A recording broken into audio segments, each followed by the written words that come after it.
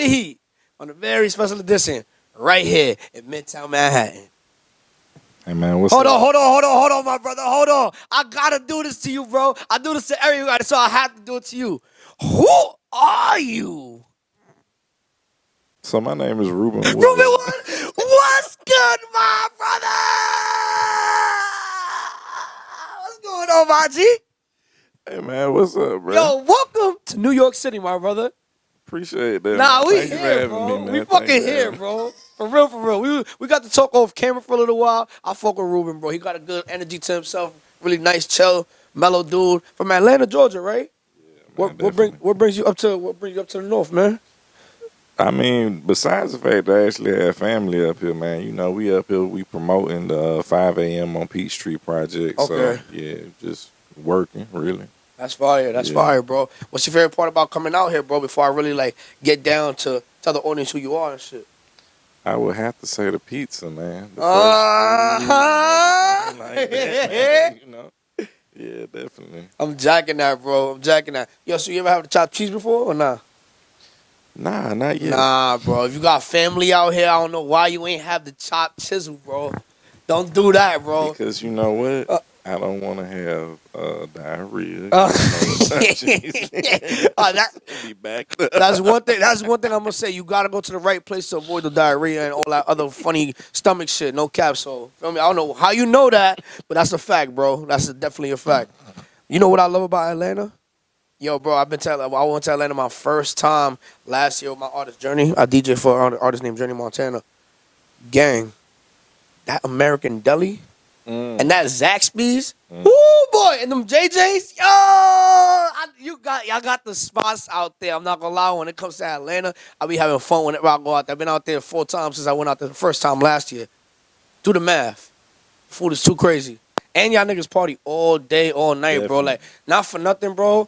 We went out there on what is it called? When the artist drops and then they gotta go to the clubs, like one of those runs. You know what I'm saying? Yeah. Bro, it's a Tuesday and it's packed, bro. I'm like, yo, go to sleep. Like, I couldn't do it, bro. I could never be an artist, bro. Like, that shit is crazy, bro. I don't know how you guys stay on that type of battery. But, yo, what's the hardest part about, like, you know, turning it on and off when you're an artist, bro? Because I know you a family man as well, bro. Getting sleep. So you always keeping it on wherever you going, bro? I mean, for the most part, yeah. Because, you know, the thing about it is like, if you really want to be successful in the music entertainment industry, you got to move around. You can't stay in one city. You can't stay in one place. You can't stay stagnant. So, yeah, you gotta basically have the battery in your back, so to speak, you know, to keep you going and focused. Okay, no problem. Where do you see yourself in the next 5 years, brother? Chilling. Nah, I mean, you know what I'm saying? Really more so focused on the Whisper brand and pushing out the His and Her cologne and perfume line. Focusing more on that and pushing that in stores and stuff. I mean, the music side is cool, so don't get me wrong. Definitely a strong focus on that, but I just feel like although I do produce music, I make music. Okay. I'm a entrepreneur first and foremost. So yeah. I love that, bro. I have a friend. His name is Childish Man. He just, you know, he stays on the way he gets his creativity is from cartoons and, you know, his past and everything. I feel like I'm the same way, bro. What do you get your creativity for? Like for the music that you make nowadays, bro? Probably just like scenery, movies, life experiences. Yeah. But, you know, most importantly, I would say just scenery. And what I mean by that is like a lot of times I think, you know, we in New York, y'all from here and things like that, but when the last time y'all might go to Manhattan and just take the time to look at the buildings and look at certain things, certain architectural I designs? never do that shit, bro. Why I'm gonna do that? I live here. See, but That's me, right. I go look at it and be like, oh wow, you know, that's a whole gargoyle right there. You Yeah, know, that's yeah. a whole lion face or something. So you know, it's stuff like that that I pay attention to and I draw Fire. different inspiration from. So, yeah. So why is it important to travel the way you've been traveling? Why is it important to like see how other people live, how other cultures is? Why is it why? Because I'm not gonna lie, the way people if people never leave they city, their mindset never changes, bro. Right. So like, why do you travel so much, bro? I feel like literally, in order to understand people in general, you have to travel. If you don't experience different cultures and things like that, you will never know how to even communicate with different groups of people, or Mm. how to blend in with them, or what are they listening to, or what they actually like and stuff like that. Like, we talking about chopped cheese. I ain't never had chopped cheese, but we both can agree we all like wings, or at least most of us. Yeah, You know what I'm I like saying? flats more than I like the Right. Me, I. me too. So I. the point is, I'm saying, like, if you don't go to certain places, you're not even gonna know that. It's the same thing. Like, even though Philly not that far from here, if we go to Philly, yeah, they known for cheesesteaks and stuff, but what else are they known for? You know what I'm saying? You gotta tap in with the locals to see what they really Yeah. rock with and stuff. So yeah. Okay, cool, cool. What's the hardest part about telling people you're a producer and an artist, bro? Because sometimes people want to put you in a bubble and just you're a producer, so you're a producer. Stay like that. Nah, man, it don't go like that. Not at all. I honestly feel like, I guess you could say one of the struggles is probably exactly what you just said, being put in the bubble. But even with that being the case, I more so consider myself to be like, I'm not Hit Boy, because Hit Boy is in a different caliber. Shout out to Hit Boy. But the fact that him and Dre, they could rap on songs and also produce songs. Timberland would even say words on songs and stuff, and sometimes sing on songs.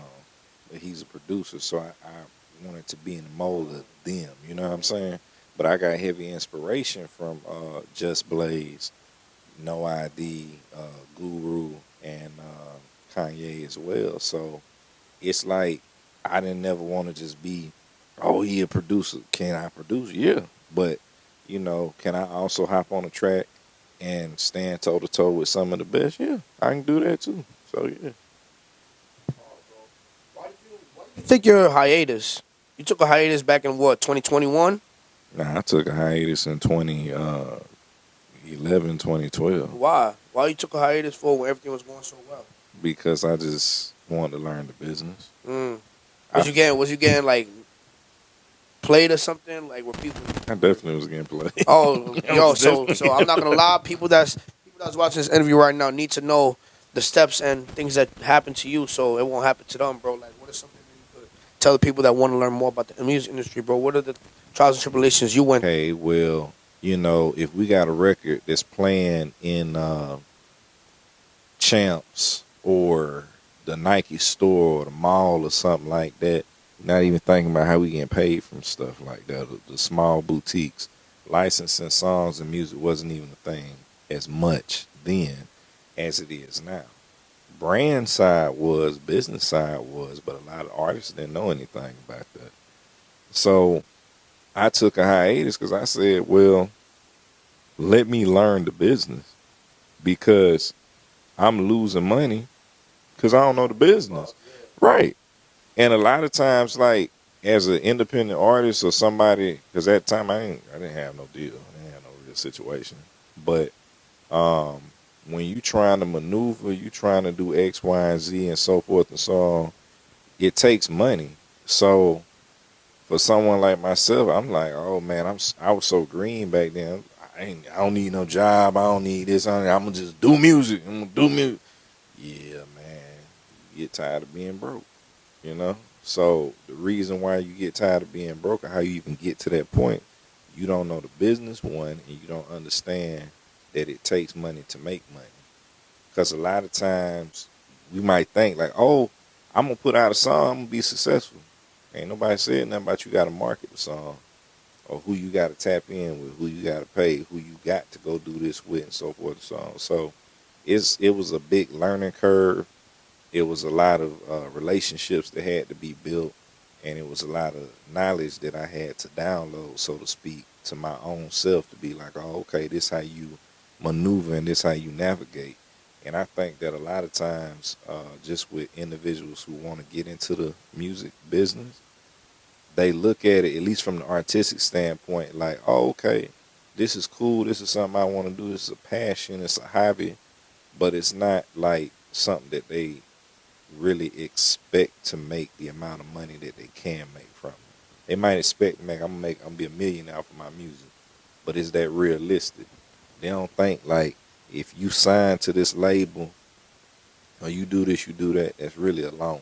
It's a business loan, and you may get $500,000. How much you gonna get to pocket, whatever that amount is, you still have to flip that money out. So for somebody who grew up in the streets, so they used to flipping money out or doing this and doing, they understand certain things. Whereas somebody who ain't never been in the streets, who ain't never did this, did that, they're green. They don't process that the same way. You know what I'm saying? So they might get the money and they like, oh well, I'm gonna go buy this car. I'm gonna go buy this house. I'm gonna go do. Okay, well the money get low. They ain't got no shows. They ain't got no business plan. They don't have any sponsors, no endorsement deals. They don't even know where their next royalty check is coming from because they don't have no sense of publishing. They don't have no sense of like mechanicals versus sync versus sound, royalties, because those are all separate. And as an artist, you're supposed to be getting paid off all three. So it's a lot of stuff that goes into the music business that. Shit, I'm not gonna lie to you. This turned into from an interview to like a TED talk, man. Cause I'm not gonna lie, I'm a sponge, bro. I'm always gonna be a student of the game, bro. And to be honest, when I meet people older than me, it's like I'm talking about like 60 years old, 50 years old. I like asking questions like, "Where were you like when Biggie Smalls was hot? Where were you when Tupac and the wars was going on? Where were you when the music industry wasn't digital?" Like I love asking questions like that and seeing other people's shit, bro, to compare it either to myself or just to see like, yo, what bullshit have you gone through? Because I know I've been through some bullshit. You know what I'm saying, bro? So to hear that you went through it with the yo, let's do it. It's working. It's working. Because bro, don't get me wrong, shit gonna work the first month or two, but everybody got that in the industry. Everybody got everybody. So I, I appreciate you sharing your story here today, bro. It's a lot of people. We gonna tear that shit up and make like 5 reels out that shit. They don't even know, man. They don't even know, man. Nah, again, industry has changed, bro. Is there anybody in the industry right now that you think is making power moves that you can shout out here on Drop the Heat? I mean, really, everybody from QC is Okay, doing QC a the lot label. of, yeah, they Okay, definitely doing that's that. like Migos QC and QC that holds all them artists and Yachty and all that, Right, right? All right, right, so I was just making sure it was the right label. I was just making sure it was the right one, bro, because all y'all niggas is coming out with labels out the woodwork, bro. But yeah, QC the label. I fuck with them, bro. QCP, if you seen this, shout out to you, bro. That's fire. Yeah, because I mean, like, they've been a part of actually shifting the culture, changing the culture, and just the work ethic is there. So Okay. yeah. Fire, bro. Do you ever see yourself like on screen, like doing like movies or anything in the future? Because people they have a hit song or they have some traction on their shit and then they end up pivoting. Yeah, I mean, I've done acting, Yeah, being I know. in That's what I'm asking. If yeah, you going back, cause you feel me? I'm gonna go back later Okay. on this year, but yeah, cause I mean, I just want to do stuff that's bigger. You know what I'm saying? This year, but yeah, I definitely go back if it's the right situation and everything. So that's gonna be interesting because I don't know what's coming out, All right, so but no cap. That's how I do my repertoire and stay true to the culture. Anything you want to say to the people before we get out of here? hey man, tap in, tune in. Make sure y'all go stream 5 a.m. on Peachtree. It's out now everywhere. Shout out to Jadakiss, shout out to Cameron, shout out to Benny, shout out to Capadonna.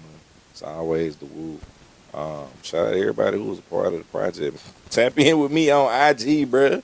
At Real Ruben Wood, man. So yeah, we locked in. That's fire. That's OD fire. Talk to my boy Jadakiss. He's showing love to everybody. Everybody how I have an interview with Jadakiss comes out their mouth, bro. No bullshit. Like, salute to you, big dog. You really supporting for the culture, bro, for real. Yo, you already know what's going on. It's your boy Benson. I got my boy Ruben Wood to the left of me. Atlanta, Georgia. Harlem, New York. We here in Midtown, New York. We out of here.